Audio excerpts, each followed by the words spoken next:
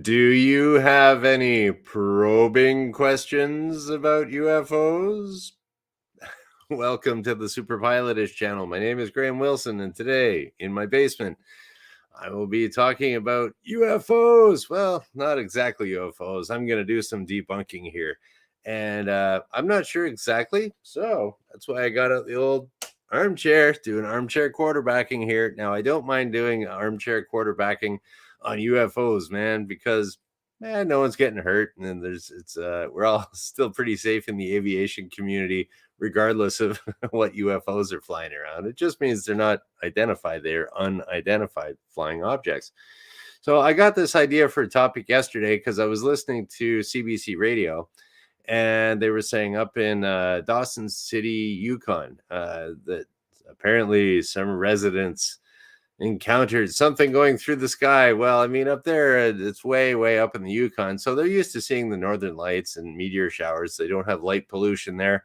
And they see all kinds of really neat things at night up there. Great star. The more north you go, the clearer the air.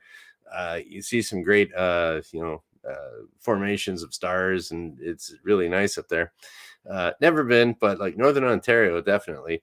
So yeah, I was like, what is this? So I'm going to pull up, I'm not going to show it to you, but I have a little write up here on my computer, which you won't be able to see, but just to kind of explain where I'm coming from here. So here we go. We're on CBC. Meteors, UFOs, or something else. Dawson City, Yukon residents puzzled by recent sightings in night sky. And here's your quote.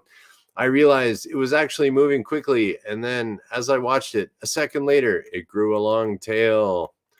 And then, they were doing some other stuff here. Looked up and saw a bright star, or what I thought was a star. And then what else? Here we go. Within a fraction of a second, I realized it was actually moving quickly. Then as I watched it a second later, it grew a long tail. Then, of course, they have some photo that's like not related to it or anything. And then, it was kind of like a long weekend report. So what do? Whip out the UFO story. What the heck? And okay, what else we got here? This is the thing that got me kind of thinking. A minute or two after Gladish, that was the name of the person, saw what she thought was a meteor, she heard a boom in the distance. Aha. So there we go. The armchair quarterback comes out with the tail growing and the boom. Not your usual UFO sighting. Why? Because I see UFOs all the time? No, because I don't know. It's just there's no little aliens coming out of a space saucer, a little saucer. So and anyways, they got some other expert on there, president of the Yukon Astronomical Society, Krista van Leerhoven. And so she was saying that a meteor would have been moving much faster and the coloring would have appeared differently. Aha. So even the expert says, yeah, it's not a meteor. It's not a UFO. What is going on? And then the funny thing at the end is like, she also dismissed another possibility, alien visitors. And this is the actual quote the CBC is using. If aliens were coming to Earth, we would know, she said, simply because it would take them so much effort to get here that it would be very hard to imagine them getting here and not doing something dramatic enough that we would actually know about it.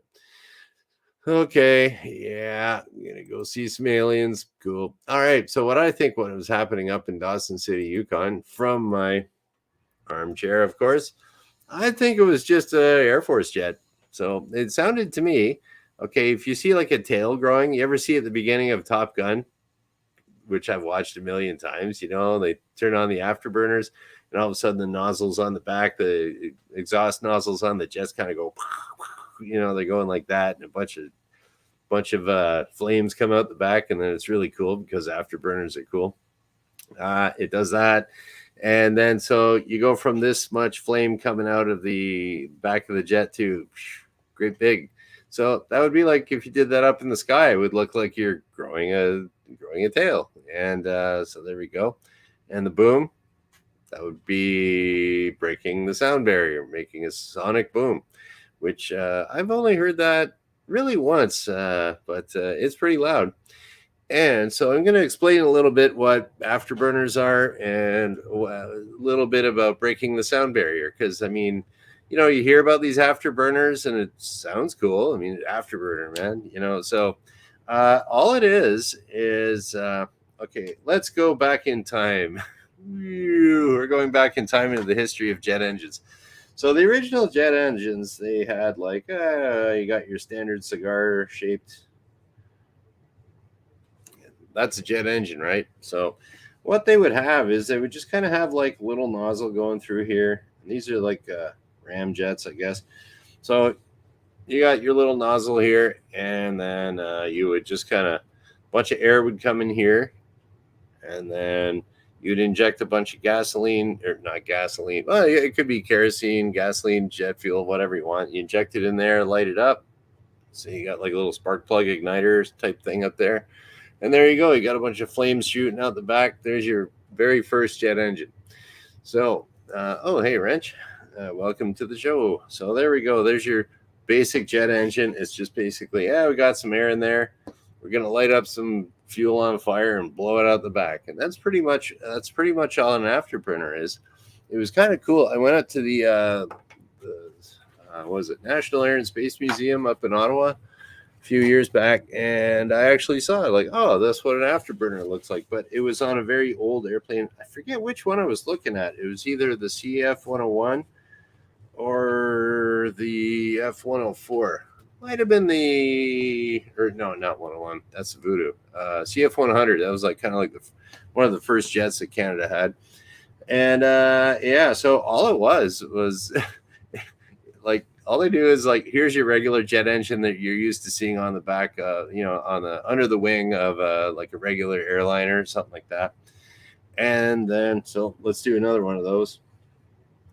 Let's draw another conventional jet engine, kind of cigar shaped.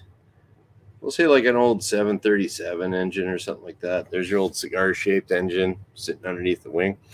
Or that could be hooked up to like a fighter jet or something. They had a couple of these on the CF-100.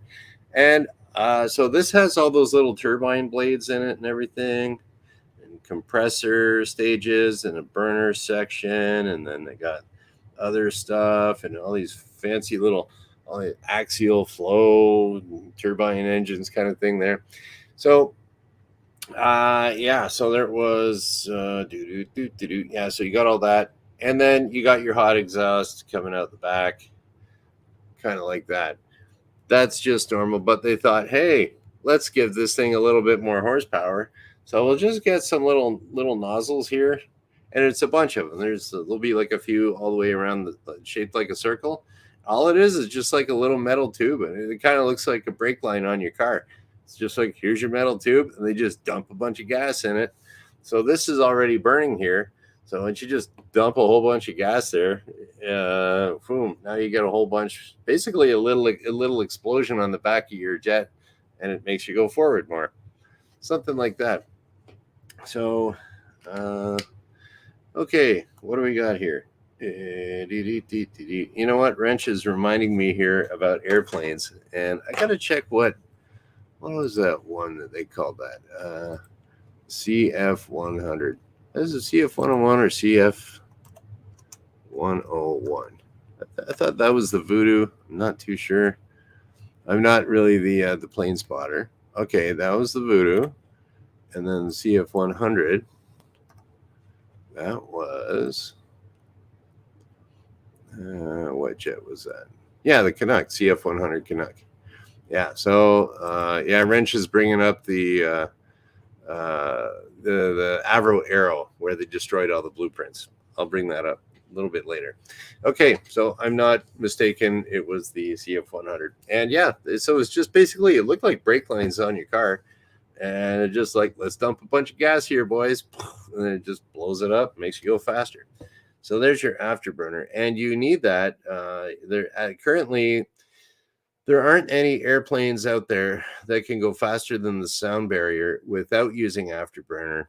They're working on it, but they're not quite there yet, and like in a straight line. I know that the T-33, which is an old 1950s trainer jet, that can break the sound barrier in a dive. I know someone that did that, scared a bunch of cows on a farm, but and the pilot got in trouble. So, anyways, yeah. So there we go. That's kind of what your afterburner is now. When uh, so that was like back in the 1950s that that afterburner type thing that I saw. And then so what they've done, just like kind of like um, with your internal combustion engine on your car, is that, or even on an airplane, same type of deal. You got a piston, and then it shoots gas and air in there, and then ignites it, and it doesn't actually explode. It actually burns very quickly. So I think what they did in the design of afterburners now, instead of just dumping like, oh, here's a tube, dump a bunch of gas out of it, they've figured out ways, just like in the internal combustion engine, like ways that um, uh, patterns that you could spray it where it disperses the energy better. And so that's where you could see on more modern jets, where they have their exhaust nozzles that are variable. So they open up really big, and then they dump in a bunch of gas there, and a bunch of jet fuel, and then you hear that kind of pop, pop, crackle, crackle, which sounds super awesome. That's kind of like where the fuel is not actually burning so much as like little mini explosions when you hear that pop, pop, crackle, crackle of the afterburner. That sounds like music to my ears. And yeah, so but they're dumping so much gas there that yeah, it's not going to be burning exactly nice and smoothly like a nice quiet car engine. So yeah, that's the way the afterburner works. And then once you're doing that, so that would grow your tail, like I was saying, that you know, you're dumping all this gas there. It's going to be a great bigger explosion, and like that's kind of what like the rockets, those Raptor engines that SpaceX has on their Starship and stuff like that.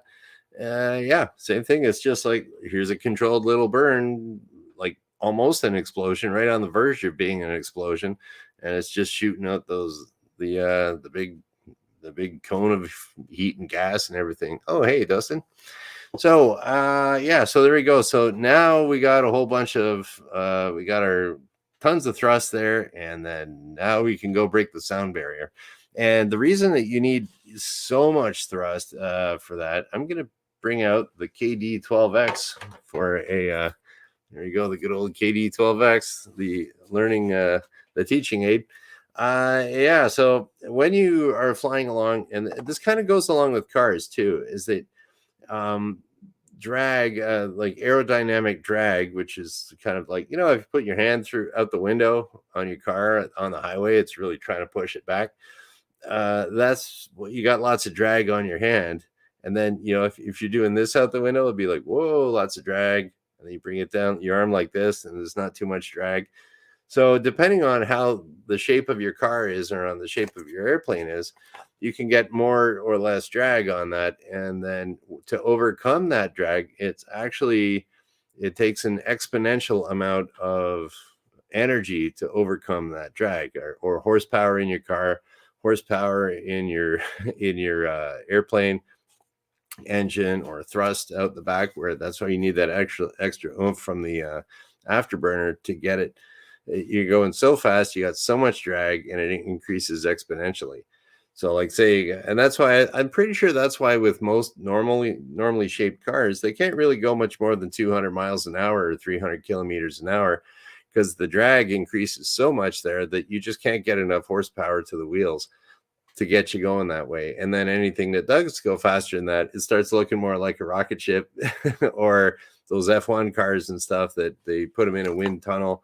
And if you've ever seen an F1 car up close, it's really neat. It's all carbon fiber, and it's all designed by computer now, that they get it in a wind tunnel, and they find they get the smoke out there in the wind tunnel, and then they're kind of finding, oh, here's a little turbulent flow there. Okay, let's curve this a little bit, and then that'll make it nice and smooth, and that'll give us 1 more mile per hour with this little thing. So if you look on F1 cars, they're all carbon fiber, and they all have all these little funny little things to eliminate drag, basically, and they can give them that 1 extra little mile per hour that could win the race.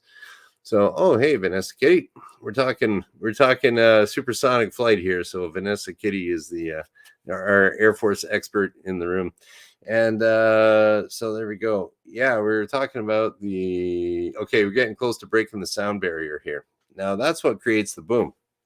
Like I was talking about the UFOs. Okay, it grew a tail, as the report says. Okay, someone in a plane turned on an afterburner, and now we're going to hear the sonic boom. So the way that works, it's when you're talking about aerodynamics, it gets really kind of, you got to kind of have like a physics brain to really understand the aerodynamics. There's only a few people in the world that have the physics brain, that they just look at it and go, "Oh yeah, I get it." Everyone else is like, "Huh? How does that work? I can't see the air and stuff." But yeah. So what happens if you got your airplane? So here you go. You got a chunk of air. It's sitting here in my basement, right? And then as I'm flying my little KD-12X through the basement, you can't see it, but as I'm doing this, there's a bunch of air molecules here, and it's actually compressing the air molecules a little bit. Like you'll do this, and one molecule will hit the next, and hit the next, and hit the next. And so you're compressing all this air in front of your airplane. As you go faster and faster, you're squishing it together faster. And then that's like when you see, I think of it as when you're seeing on different air shows and YouTube videos and stuff, where you can see kind of like this kind of cone of condensation going around the airplane as it's flying by.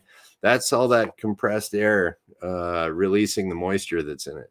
So what happens is, by the time you're hitting your sonic boom, which is actually the sonic boom, you hear that like when you're cracking a whip, that's a little mini sonic boom. So it's compressing air to the point where the molecules squish together, and then it has to release a bunch of that energy that gets squished, and that comes in the form of heat. And because it gets warmer, warmer, warmer, boom, the heat has to dissipate. All that energy has to get dissipate that's getting squished in there. So that happens in the form of heat and in the form of sound. So that's the release of that, all those molecules squishing together, and then it and then it releases the energy in the form of heat and sound.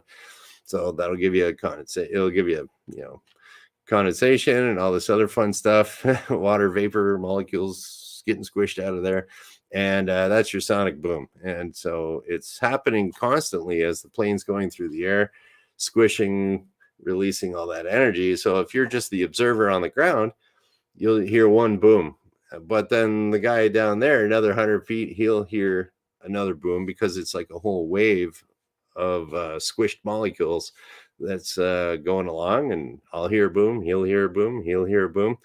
And the pilot in there is just like flying along. Everything's cool because all the sounds getting dissipated all the way around. But the guy in the cockpit, he doesn't hear that. So he's just flying around, and he just thinks this is cool. And in the old days, that shockwave would disrupt your tail and other things, and your wingtips. It would be all really weird. But they got that all figured out over the years, so that now your fighter jets look like fighter jets, and they all kind of look about the same, with the same wing design and tail designs and stuff. It's all about the same to account for that shockwave once you're going supersonic. So, yeah, so that's kind of the way that is. That's my explanation of afterburner. Just throw a bunch of gas there, and boom, away you go. Gives you that extra oomph to get it going that fast, overcoming all that drag of the airplane, and that creates your sonic boom. And I remember, I was in Germany years ago, and I was walking up to this building with a whole bunch of glass, and I'd never heard a sonic boom before. So we heard this boom, and you could see all the glass in the big tall building. You could see it shake. It was boom, and you see the whole glass all shake there. And I was like, "What was that?" Someone like, are they blasting through rock here or something? And then one of the people there said, "Oh no, that's a sonic boom. The Americans fly their jets over here." This was back World War or Cold War era, and they're like, "Yeah, the Americans, they break the sound barrier every once in a while. They're not supposed to, but sometimes they do." Yeah. So I have a feeling that that's what these UFOs out in Dawson City, Yukon were probably some American guys breaking the sound barrier, because it's right up there close to pretty close to, I was looking on the map, it's called Ellison Air Force Base up by Fairbanks or something like that. Vanessa Kitty might know more about it than me. But yeah, so if you're up there and you're booting along at the speed of sound, you could zip over into Canada and not even really know it. I mean, it's just all dark. It was at night. It was this, they're just. I guess you could. It would tell you on your navigation screens there. But they could have exercises, joint exercises going on up there with NORAD or any type of NATO stuff going on. And now they're technically, Pyramid 7, hi. Technically, in North America, no one's supposed to be breaking the sound barrier over the land. So that's why when the Concorde was around, it had to stay under a certain, it could only really fly from like New York to Paris or New York to London, because it wouldn't be worth it to fly from Los Angeles to London, because it had to stay under the sound barrier over the mainland of the United States. So it could only kind of go back and forth between, I'm sure it had to do with the range too, but it could only kind of go between, New York and Paris or New York and London regularly, because it had to stay slower.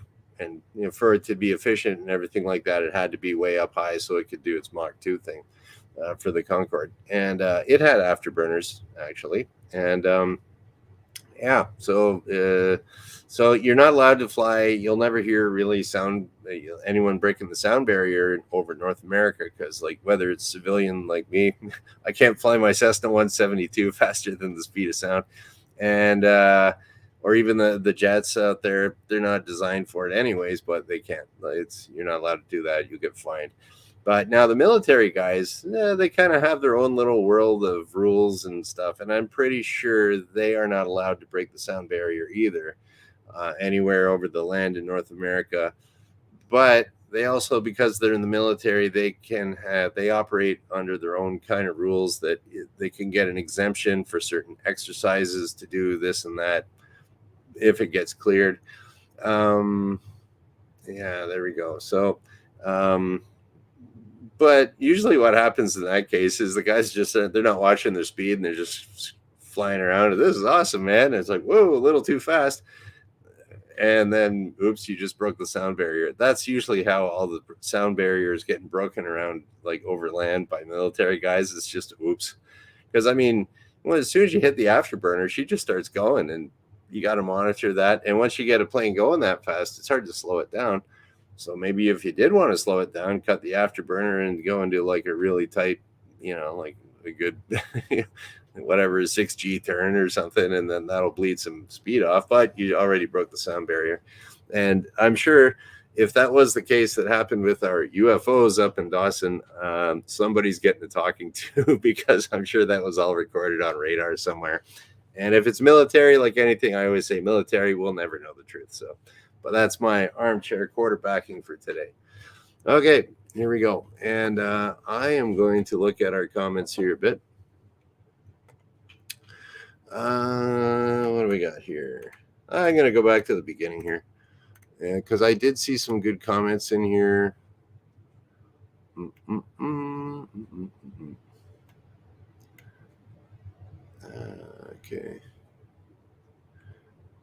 Okay, what do we got here? We're talking about, is that what makes those donut on a rope looking contrails? Donut on a rope looking contrails. I don't know what those are, man. I haven't really seen them.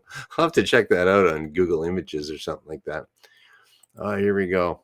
SR-71 was fun to watch landing and taking off in the Arctic. Wow.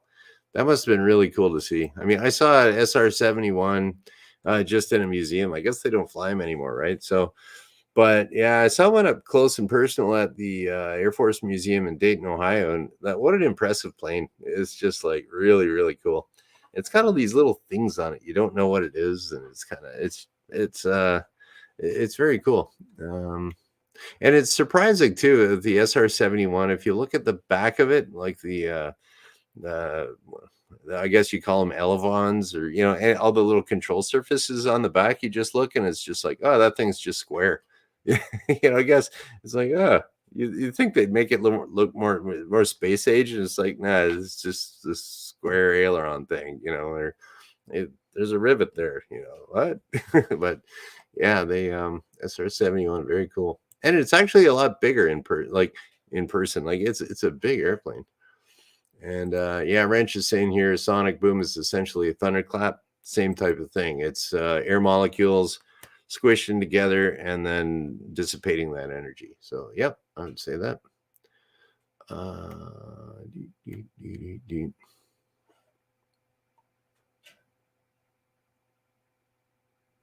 Oh, this is a cool story.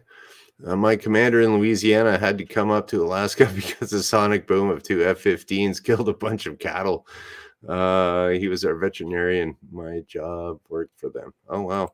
Yeah. So, yeah, you can really scare the cows. That's for sure. I know that's what a guy I worked with, he was with somebody and they went and they buzzed this farm and they scared the crap out of the cows. And I think one of the cows had a miscarriage, actually. It's like, they're, yeah, the animals don't like that too much. Okay. All right. Pyramid 7 just stopped by and gave me a thumbs up. Thank you, sir. Okay. And what else we got here? MOA area. Okay. The in Dawson City. I'm trying to think now. In the United States, they have these military operations areas, and they're kind of all over the place in the United States. You got to really watch that you don't fly into them, or you got to make sure that they're not active, or things like that. I don't know what that looks like up on the Canadian side of the border.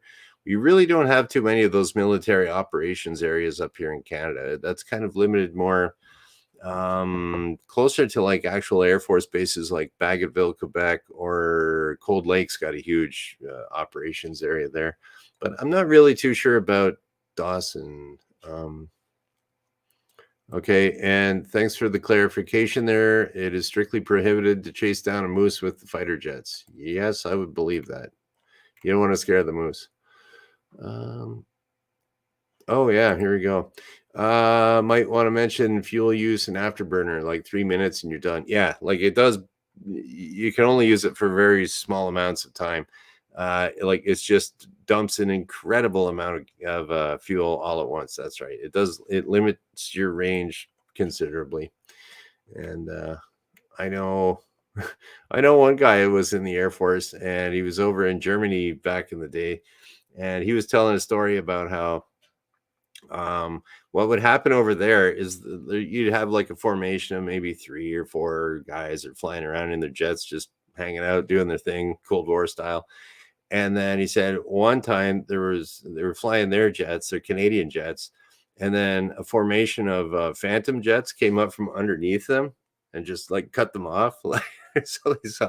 So anytime that would happen over there, they'd instantly try to do like a dogfight type thing. And so what happened was the leader of the formation said, like, okay, let's go get them, boys. And so they hit their afterburners and they started catching up to these F4s, and the F4s are trying to shake them, the Americans. And he was trying to stay in formation. He noticed his low fuel light was coming on because they had burner on. So anyways, he cut the burner and broke off from the formation. And the lead kept going. And so he made it back to the Canadian Air Force base, and like his fuel was like basically at zero when he shut down. And the leader that was still going after all these F4s, he had to declare an emergency and land at an American base. And he landed and he flamed out right on the runway. So he just ran out of gas, just made it there. And so after that, their commanding officer told him, hey, just because you see a bunch of Americans there doesn't mean you can start chasing them. So that was that old guy had a lot of really cool Air Force stories. What else we got here? Yeah, and then yeah, Dustin's talking about the Blackbird that would leak fuel until it got high enough in the air pressure. Yeah, what would happen there is that it would leak fuel. I remember reading about it anyways. It would leak fuel, and then it had to be going fast enough that the friction of the air would heat up the metal on it, and then it would seal the gaps that the fuel is leaking out of, because things expand with heat and contract when they get cold, just like your ice cubes kind of shrink down. Or actually, they kind of expand, don't they? No, okay, that's a bad example. Anyways, Yeah, there was that. So those SR-71s, I heard they were always like they take off, they refuel, and then they go do their thing. Um, okay. What else we got here? And Vanessa Kitty was talking about the Department of Defense was testing the terrain following look ahead air launched cruise missile we flew over Canada. Oh, yeah. Well, the pictures from the SR-71 flights were developed in Alaska a bunch of times. That was fun work in our Photoshop at Elmendorf Air Force Base in the 80s. Okay. Yeah. Yeah, I remember that was a big controversy when they were flying the cruise missiles, testing the cruise missiles over Canada. Yeah, it's pretty weird. It was, we don't want to, we're a bunch of peaceniks over here in Canada. We don't want these missiles being tested. It's like, okay, yeah. What do we do next? Go send a bunch of guys over to Afghanistan. Don't get me started on the war stuff. But anyways, yeah. So that is about it. Okay, cool. And Vanessa says that the metal tempered during each flight of the SR-71. Yeah, I'd imagine metal fatigue would be a really big problem with those things. Just like I know as a machinist, something gets hot, something gets cold, something gets hot, something gets cold. Now it's getting brittle and it cracks. So there we go. No UFOs. I think it was just some guys messing around, having a good time up there in Dawson City. I'm guessing it was those terrible Americans, but the terrible Americans have some really cool airplanes. And it could have been Canadians up there too. They might have been up. We have our supersonic airplanes too that can, and we have pilots that like to mess around too. Pilots will be pilots. Okay, so that's about it for today. I think I'll be shutting her down. And so I'm glad everyone came by in the chat with all the input. That was really cool. And today is Monday. So hopefully the hardware store is open. I got a leak in my toilet upstairs now. It's like, okay, house maintenance. Let's figure out what it is. And I'll give you a toilet update on Wednesday. Why? Because I'm here Monday, Wednesday, Friday at noon Eastern. And we'll just kind of shut her down. So thank you for watching.